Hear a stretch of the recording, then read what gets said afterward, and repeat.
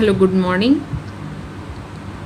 तो हम लोग पढ़ रहे थे सती कहानी, और जिसमें हम लोगों ने देखा किस तरह लेखिका जब अपनी यात्रा पर थी तो उनकी बॉगी में 3 और महिला सवारियाँ थीं। 2 पहले से मौजूद थीं और एक ट्रेन के चलने के जैसे चलना आरंभ किया वैसे चौथी सवारी आती है, और उसे देख कर के सभी बहुत हैरान होती हैं। उसकी लंबाई, उसकी कदकाठी, जैसा कि उसमें बताया गया है कि उसकी जो लंबाई थी वो 6 फुट और 10 इंच। ओके, और उसने आपने आने के पश्चात बताया कि वह भारत क्यों आई है, यानी सती होने आई है। ये सारी चीज़ें हम लोग देख चुके हैं।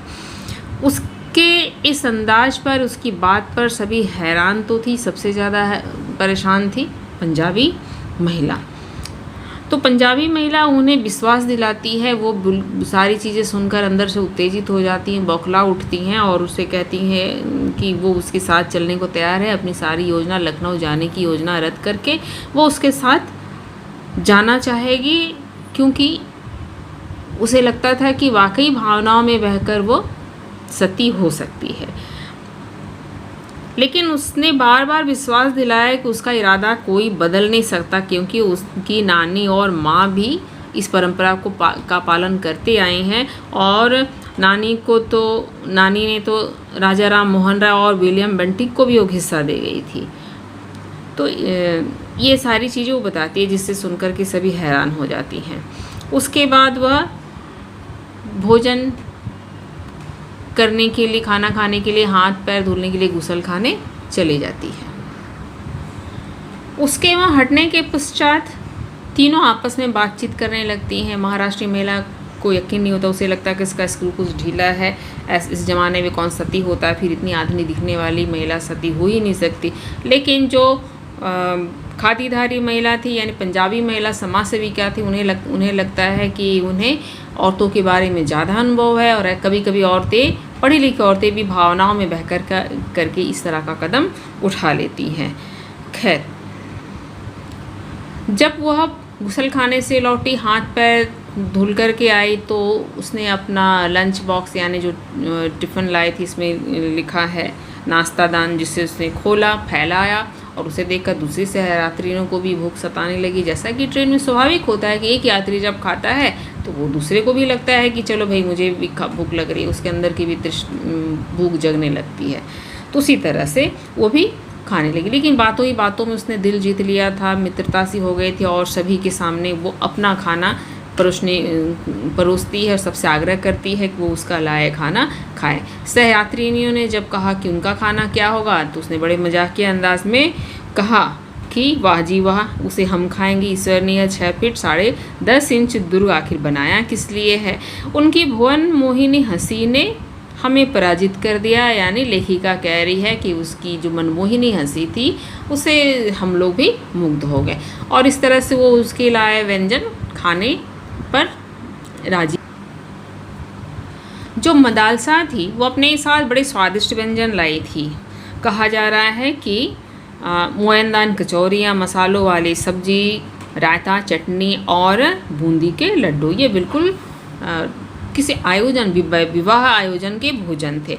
तो सभी लालच भरी दृष्टि से उसके व्यंजन को देखती है और उसका आग्रह नहीं रोक पाती हैं, सभी खाने लगती है, और उनका लाया खाना अकेले ही मदालसा चट कर जाती है। तो जिस तरह से वो सबका खाना खा जाती है, उसके बारे में लेखिका ने लिखा है कि विधाता ने सचमुच में उनके शरीर के दुर्ग में असीम गोला बारूद भरने के लिए अनेक कोष्ठ प्रकोष्ठ की रचना की थी। यानी उसके शरीर में मानो बहुत सारे खाने बने हुए थे, और एक उस तोप की, उस दुर्ग की तरह थी, जहाँ बहुत सारा गोला बारूद, यानी ईंधन ठूंसने की ज़रूरत थी। अर्थात तो जिस तरह से शरीर था, जितना लंबा चौड़ा, उतनी भोजन की आवश्यकता थी, उस अनुरूप उसने सबका भोजन खा लिया। इस प्रकार फिर से सती प्रथा इत्यादि पर बातें होती हैं। लेकिन मदालसा कहती है कि चाहे तुम लोग कुछ भी कर लो, लेकिन मुझे रोक नहीं पाओगी। और उसने गुजराती में एक लाइन गाने लगी कि न जानियो जानकी नाथे सवारे सु थवानु छे, अर्थात जानकीनाथ भी ये नहीं जान सके थे कि सुबह क्या होगा। उसके बाद वह सबको गुड नाइट बोलकर चली जाती है, सोने चली जाती है और सभी को कहती है, सबके लिए कामना करती है तुम सब भी सो जाओ और ईश्वर करे तुम्हें बहुत सुंदर सुंदर सपने दिखे।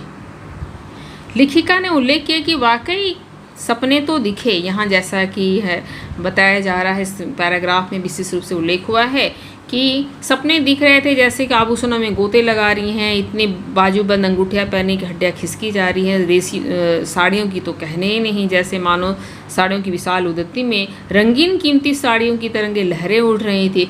लेकिन उनका स्वप्न भी ज्वार भाटे की तरह ही सिद्ध हुआ, यानी ज्वार की तरह मधुर सपने उठे थे और सुबह भाटे की तरह सारे सपने लुढ़क गए और उन्हें ज्ञात होता है कि उन्हें कोई विषाक्त व्यंजन खिला दिया गया था, विषाक्त पदार्थ खिला गया था।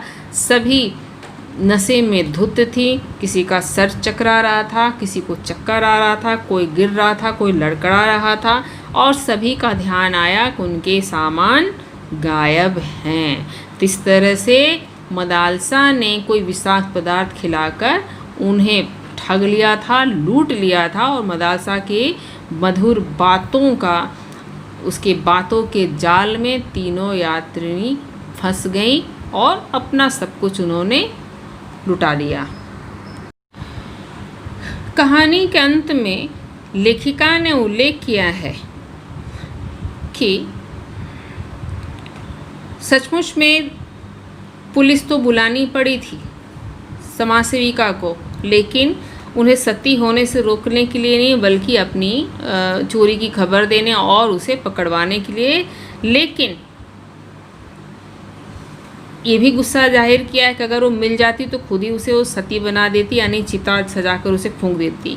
लेकिन वो पुलिस के ढूंढने पर कहीं नहीं मिल पाई। एक लाइन यहाँ पर लिखा गया है कि आज तक पुलिस उस सती मैया के फूल नहीं चुन पाई का मतलब क्या है कि दाह संस्कार के पश्चात जो बची हड्डियाँ अवशेष होते हैं ना, उसे ले करके लोग कलश में रखते हैं, जिसको अस्थि कलश कहते हैं, और फिर उसका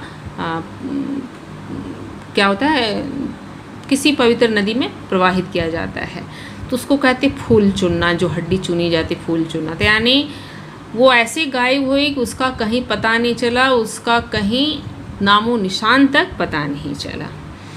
तो ये थी कहानी सती। यहाँ पर एक लाइन ये भी दिया हुआ है कि सती की चिता में यही सामान्य सी घृत आहुति दे पर, घृत आहुति यानी घी की आहुति, यानी सती की चिता में सबने अपना सब कुछ स्वाहा कर दिया था, धन संपत्ति, लेकिन लेखिका के पास तो 55 रुपये फर्स्ट क्लास की टिकट थे, बस उतना ही दे पाई थी।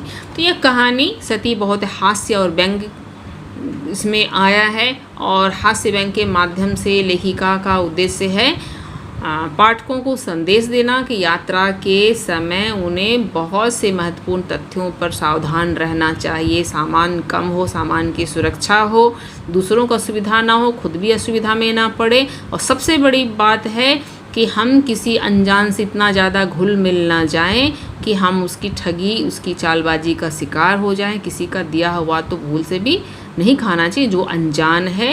यानी आजकल यात्रा के दौरान, रेल यात्रा में जहर खुरानी या विषाक्त पदार्थ खिला करके उसे लूटने का जो बहुत सारी शिकायतें सुनने की मिलती, तो कहीं ना कहीं उसे बचने का संदेश दिया है।